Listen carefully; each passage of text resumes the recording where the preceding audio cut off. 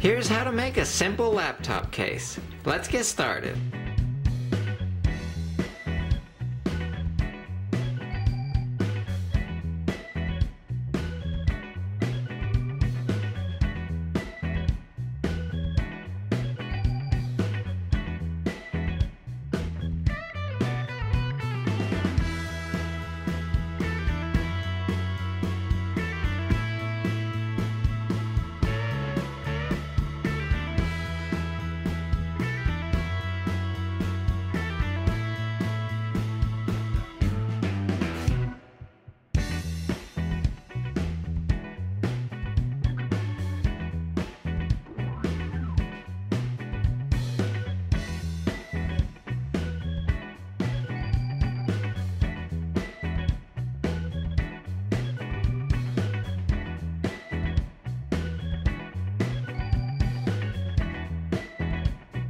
Thanks for watching. I hope you enjoyed the video.